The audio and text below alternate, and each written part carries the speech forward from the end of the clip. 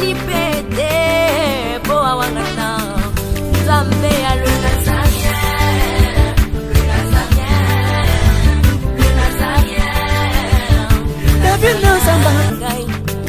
Abungwa nipete boa wangana Zambe ya luna sanya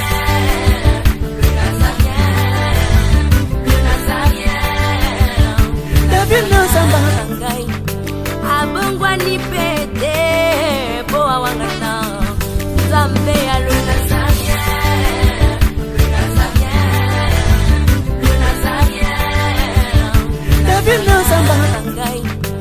Abungwa nipete boa wangana Zambe ya luna sanya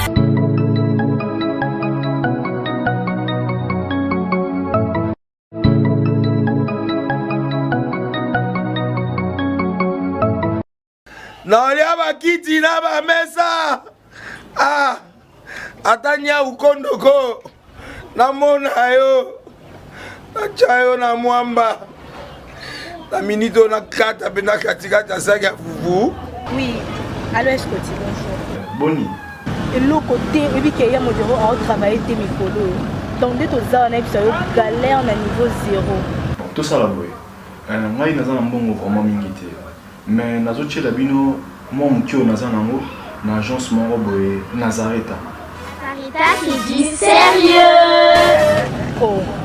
Maman, comment est bon donc yo pesa au fouti mbongo pour na partir à poto biso to ya to jubilo. Na bengi ya Scotty. Agence moi ifonga mi comme nango Nazareth. Na kufie. Agence lisusu. Ndeke sa su mulongo kuna. Pour nous là susu. Kuna eza mamba mulongo te. Ye si afuti mbongo kuna partir à poto biso tozo ke ko récupérer biloko oli. Tika boyeko. Yiso mona makama bongo na monte. Bat papesi mbongo kuna biloko ke récupérer biloko oli na agence. Ezalaka. Mais yango bandi. Maman. Dès qu'il n'a yebisi ngai mena ndimite na lingi na mona ki mona beso poli kamba boye na monde na ne salamate mama yebisa ngai ba pesi mbongo kuna biso to récupérer biloko kolia awa ya solo boutique Nazareta ezali boutique ou ezali à distribution ya ba produits alimentaires na sali poto sunga bandeko oyo même ba oyo bazana na peu de ressources comme la boîte bandeko bazana niveau à Kinshasa même avec un petit rien. Donc à partir à $10, $15. Donc so na mbongo te ndebono na poto ko sunga yo a ozika biloko kolia. Maman Nazareta nzamba pambola ya bakise mikolo ebele awa na sena mokili. Et bongo awa tozawa poto yeba adresse awa. La boutique Nazareta est ici à Kubungate, toza sur avenue Monkoto numéro 1, direction Elengesa. Face à face na église catholique Saint-Vincent. Direction Elengesa, Monkoto numéro 1, à face à l'église catholique Saint-Vincent de bon numéro de téléphone, vous avez monté déjà vous avez nango, on a 3 numéros pour Paris, vous avez un numéro pour la Suisse, vous avez un numéro pour la Suède. Non. Nazareta. Nous allons la Congo Sili. Julia, ngana kangisa kia fufu. Yamo, yo bandika na fufu. Oui, pour la Nazareta, tu as un système en bimbi, dans Bongo Shingo. Bon, ok.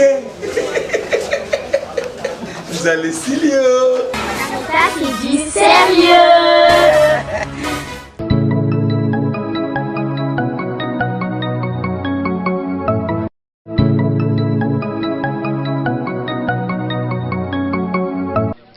Très chers fidèles internautes, amis du www.nazaréentv.com.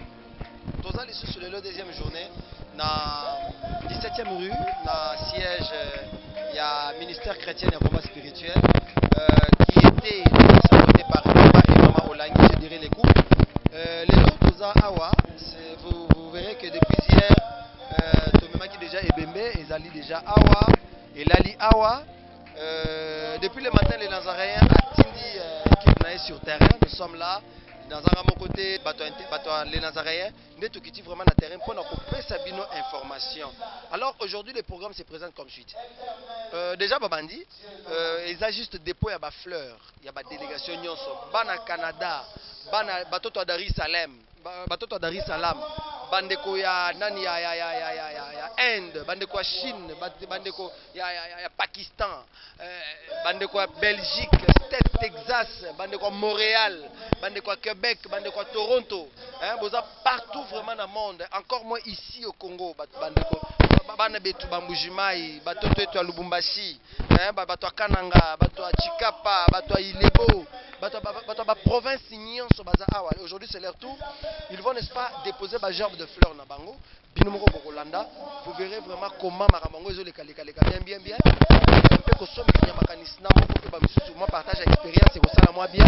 Na ba délégation ka ninye ko sala. Siko moni penza, ozala na Canada mais moni mutu na bino lekiti na Nazarien. Ça moi passe puisque bato baza ebele, bote mi bango regarder mais au moins ba auto ko zwa penza to beta libango beta na bango les solo. Bato soki ya Belgique, bato ya Montréal, o ba ko mona na penza. Ba ko leka vraiment na média na biso, ça sera vraiment une très bonne chose. Mais sinon, nous sommes ensemble avec vous. Les Nazariens est là pour le monde entier. Le monde entier. Bande quoi Madagascar, bande quoi Bénin, bande quoi Afrique du Sud, bande on a biso ya nani ya nani côté nani bande on a biso ya Cameroun, bande on a biso Côte d'Ivoire.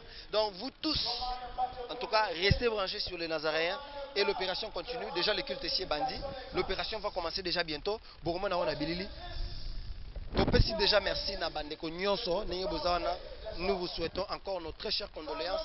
Et sinon, les samedis demain, ça sera le jour de l'enterrement en passe. Mais sinon, aujourd'hui, c'est le dépôt de la gerbe de fleurs dans la délégation nyonso. Restez vraiment branchés et on se retrouve tout juste après. C'est parti.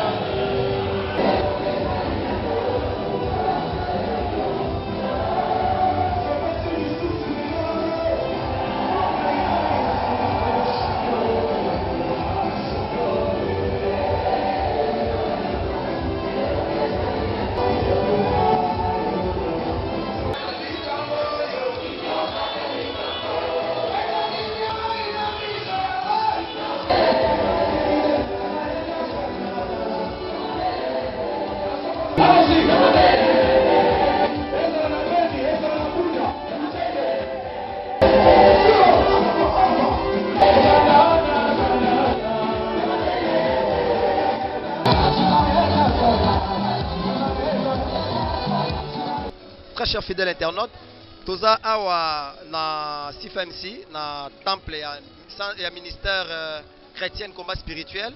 Bon, tibino moko komona koyoka pardon prestation, présentation scénique ya couple Bouloba qui est représenté ici par la maman.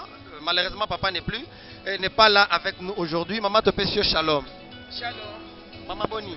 Très bien par la grâce de Dieu. Présence na yo awa lelo na kotala mwasi elombe ya mwasi kokoya mais tomoni yo lisusu oye oyembi sentiment na yo ekoki kozala nini face ya milulu oyo leki awa naye kolela po bible alobi bolela na bango bazolela bosepela mpe na bo baza kosepela la fois passé nayebisaka na lobi ata bakangi porte na libanda wana tokolela mama wana soki bato bakoloba me biso bamosusu toza na misala na ye moto azalaka mpe na misala na ye ya malamu nabetelaki lisolo na bimoko mosusu toye koyemba tozokenda biso kozonga na makolo nde tomisana kotambola makolo atelemisa cortège na ye na nzela asignale na nsima bamema couple buloba bamemi biso bachange direction na bango baketika bambare bakitisi biso bapamboli biso bongo moto ndenge oyo moto nyonso azalaka na bafaiblesse na ye me mama oyo atiki misala malamu oyo tokoganga eloko tokoloba tosepela nango mingi mpo nini apresente Christ nde yango wana biso tozotatola eloko mosusu te tout passera mais sauf que Christ yango wana Yesu nde yango toye parce que akufi te mais alali un jour clairon ekobeta bakufi kati na Yesu baoseko etant que moi si lelo combattante otikali mama olangi atiki biso yo otikali penza eloko nini okoki vraiment kopesa comme conseil na ba jeune ba femme combattante o batikali jusque là na kotala ba défi obino bo relevant etant que ba mama conseil noko kopesa na ba jeune femme o bazolinga kolanda nzela na bino na ko bagaka ke mama olangi akufi kasi Yesu akufi te apresentaki moto moko oyo aza so tozili langage na bino ya ba jeune incoupable l'homme qui est mort ressuscité moto wana akufi pe asekwi ye wonde bapresentaki Yesu alo Yesu ndeti Yesu akufaka te ngai neti mabuloba moko monga pe na olala na oleka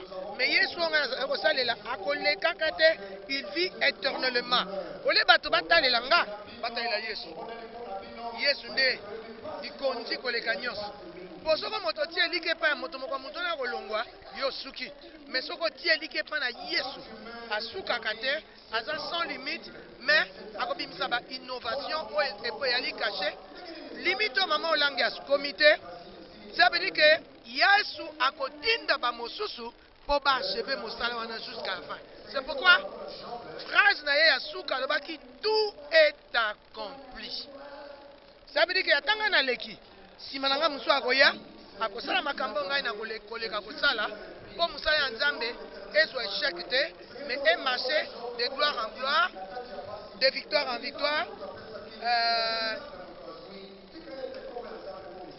donc na oyo bandenga ko expliquer yango te biso to leka to tielike pa la Bible écoute le bien maudit soit l'homme qui se confie à l'homme mais heureux l'homme qui se confie à l'Éternel. Merci beaucoup maman couple Buloba toza la question ya biso asuka ekoza la songi te to mona lelo bato bozoleka mais na sima na bino musale kufi vision elali lelo tolingi toyeba puisque toyebi te peut-être Nzambe akozala aobenga yo tozo souhaiter yango te toza mposa komona bino penza vivante maman après yo est-ce que pensez-vous que vous préparez déjà quelqu'un une fille ou un garçon un jeune qui peut relever vraiment les défis aux autres relever tina âge oyo lelo devant public au convaincre bango est-ce que préparez-vous déjà quelqu'un qui peut vous représenter un jour où vous ne serez plus vraiment sur la terre? Écoutez, pour pas représenter Ngaïté, imitons d'abord Christ. Amen. Soki motako imiter mama bulo bako suka yebe asuki. Mais soki motako landela Yesu. Amoni Élisée na Eli. Akwa bane pianga mbongo, pianga élévation, pesanga succès, mais alobi pesanga double portion ya eloko ezana kati na yo. Ndeloko na webisa moto, mama bulo bate, mais zwa eloko ezana kati ya mama bulo.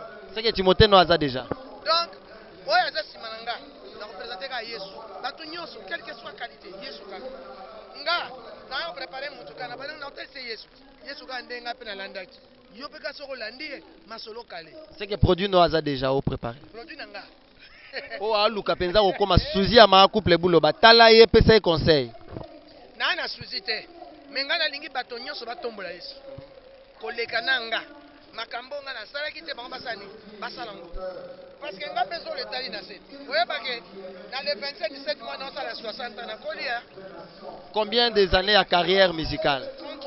33 ans 3 ans donc na le 28 juillet donc mokolo to balani de mokoto bandi koyemba 33 ans de mariage 33 ans de carrière 33 ans ya kale loyembo suka hommage à maman Olangi buta buta na likolo buta buta na likolo buta buta na likolo soda na Yesu mata mata na likolo na molo kana kale mama zona kita mata mata na likolo mata mata na likolo mata mata na likolo soda na Yesu lakini eli atikaki yango na Elise yango na eloko ya na kati na biso kutu kotikela baleki totikeli bango mai te mafuta te petrole te bougie te me totikeli bango Yesu oyo ndambu te oyo basangisa te mais le véritable il est le même hier aujourd'hui et éternellement. Merci beaucoup maman. On the love and the sacrifices that has been given and done by Mama and Papa Olangi. Selon le sacrifice et l'amour qui était venu, you should keep these children under your banner.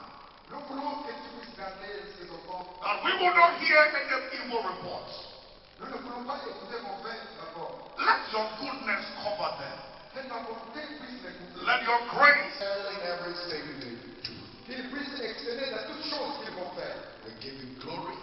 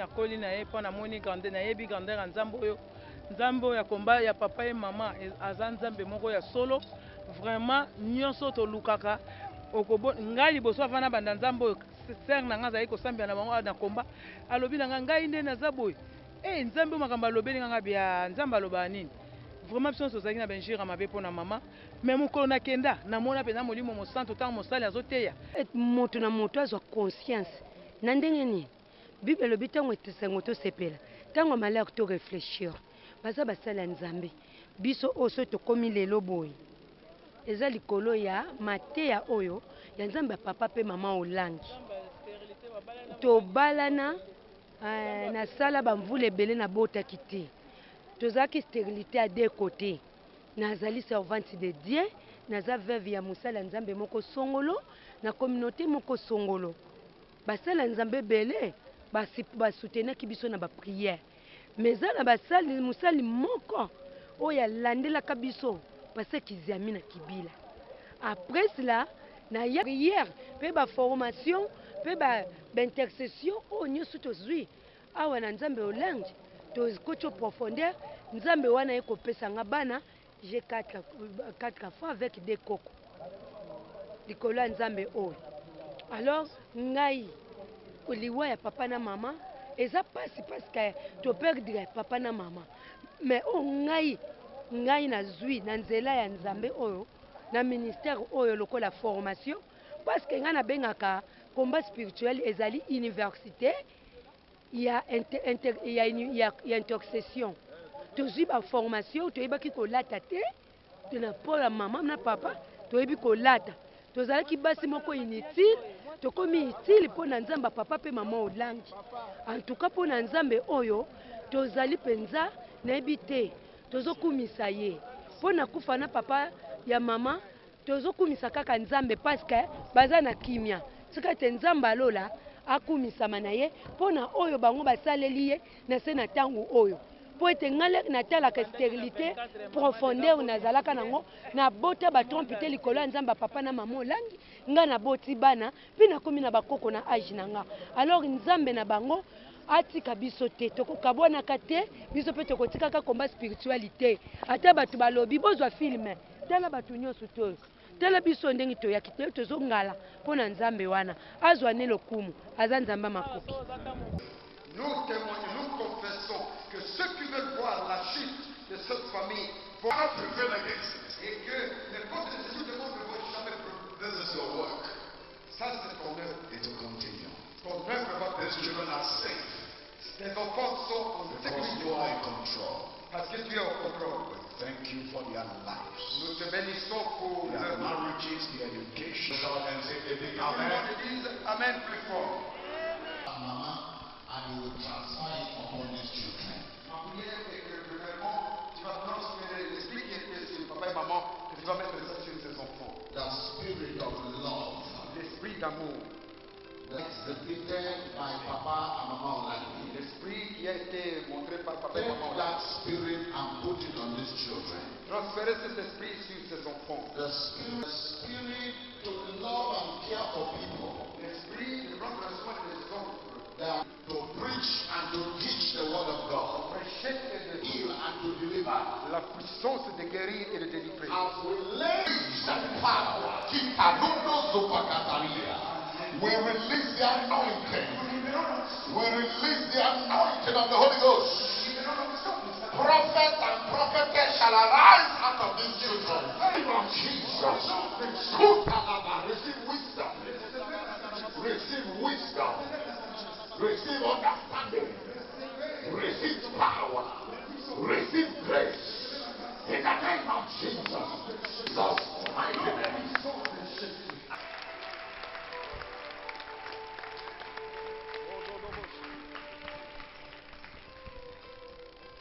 Lord, we thank you for Papa and Mama's children and their mother.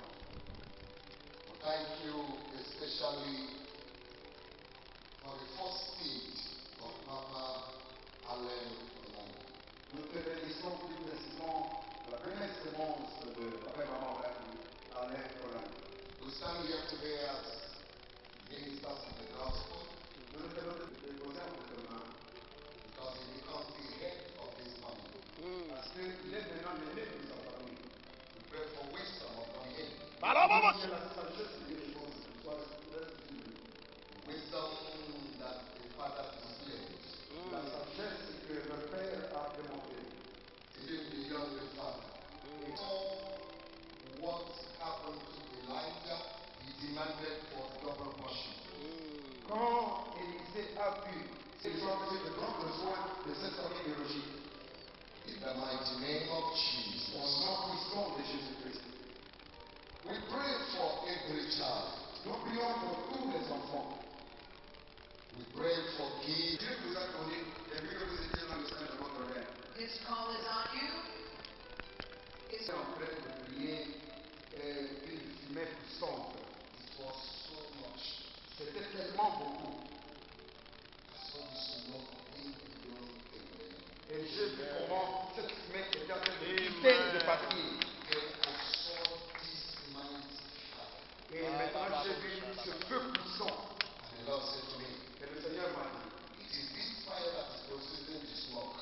Et c'est ce feu qui a chassé la fumée qui était. Say, look beyond the smoke. Et le Seigneur m'a dit, regardez au-delà de la fumée. And see the fire that is about to be kindled. Comme le feu sera allumé. Say, it's a new fire for the nation. Il y a un nouveau feu pour le ministère. Our morning, our day is just smoke. Nous sommes partis dans la fumée. And the wind is blowing it away. Et ce qui était mauvais est parti avec la fumée. And the fire will begin. Mais le feu va commencer pour allumer le bon feu. Le Seigneur a parlé.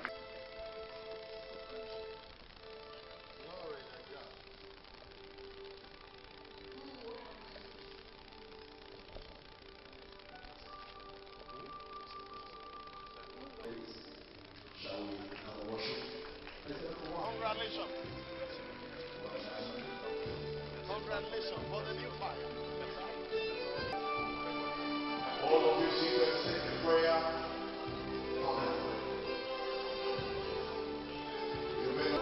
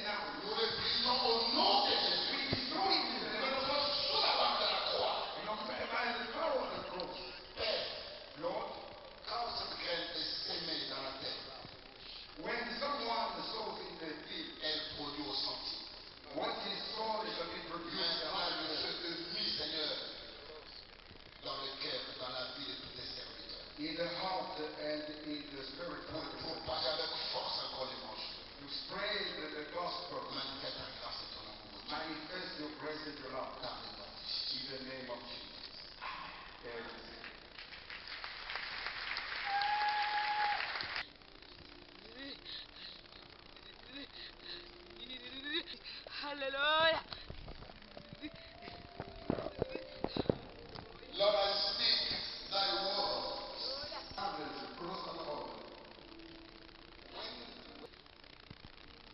The word of the Lord. J'ai entendu, j'ai écouté la parole. He said to me, il m'a dit, what Jesus said to Peter. Ce que Jésus a dit à Pierre. C'est Peter. Il a dit Pierre, do you love me more than others? Est-ce que tu m'aimes plus que ceux-ci? C'est Pierre. Do you love me more than others? So fresh.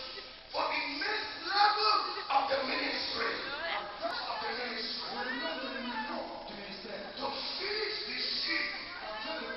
That the fire will begin to burn from end to end. Ainsi que tous les sièges de Jésus-Christ. Receive grace. Grace. La grâce. Grace. La grâce. Receive grace. Receive grace. Hallelujah. Glory, hallelujah. What you will accomplish from now. Hallelujah. Hallelujah. Let the anointing cannot see you. So in the name.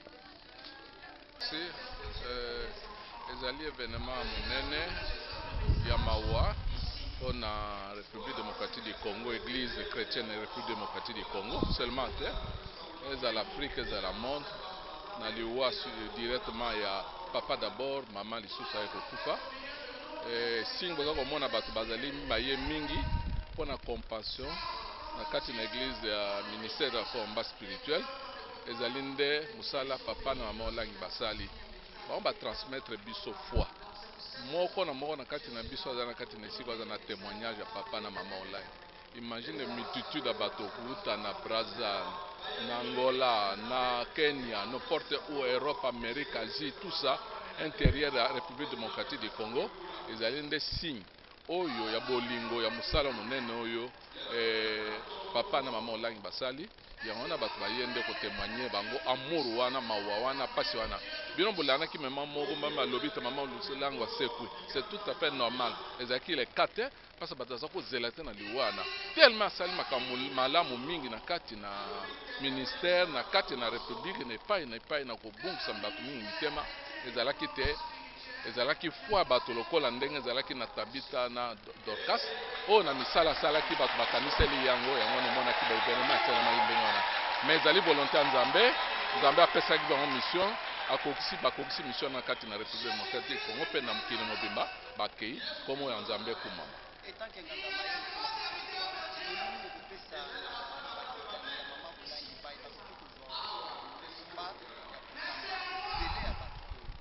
Nga naza na eloko koloba te ezali nde molimo santo nde ekambaki papa na mama olangi nde molimo na santo nde yango kokama bango biso nde toza kotika na se na makolo molimo santo na nzambe nga naza na conscience kopesa te molimo nde akoyeba kopesa kofongola mayele kopesa bango bososoli tozali koinvoke te esprit saint akoka koguide bango na mosala nyonso kosala mpo te mosala na nzambe ekenda liboso evre ya nzambe soki ebangi ezali eloko kokufa te ekokenda nde liboso ekokoba baprofesie nde akokenda na sanso wana ezoza sur et certain ke kokenda liboso nzambe nde evre na ye ya koyeba ndenge kotambusa yango mpe kokenda liboso. Merci.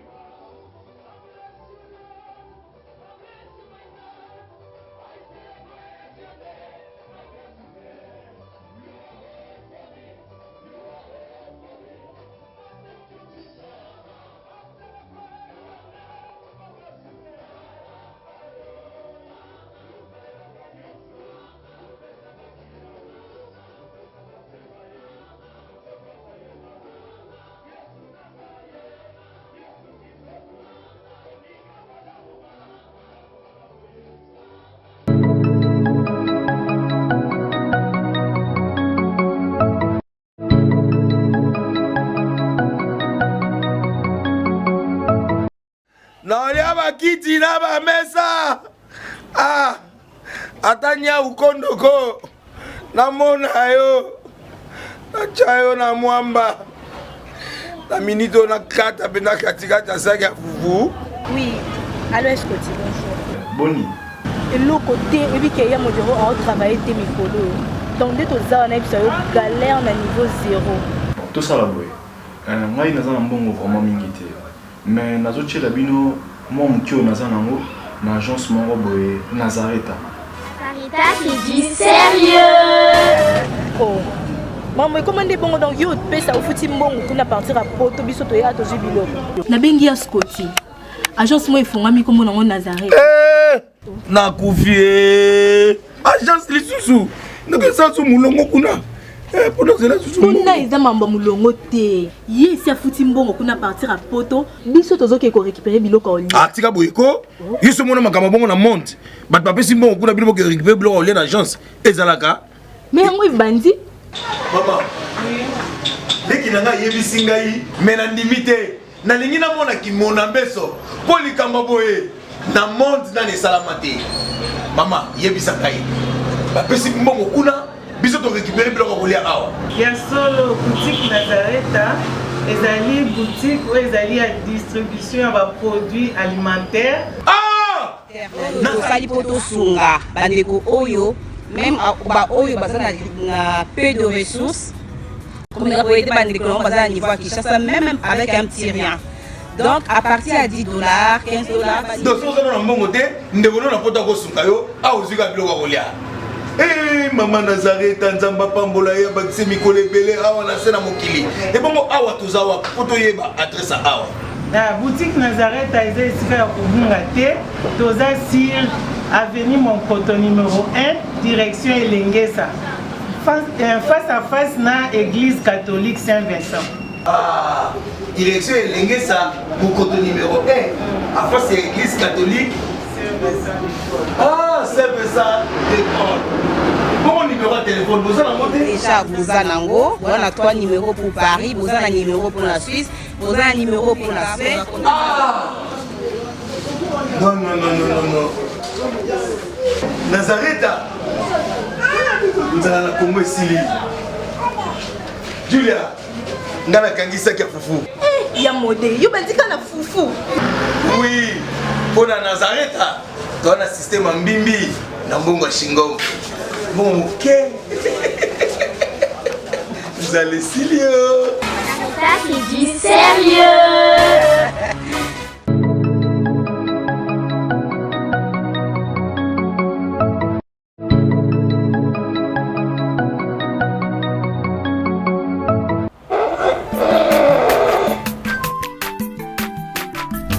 Aza mwana moto te po akosangai abongwani pete po awangana nzambe alona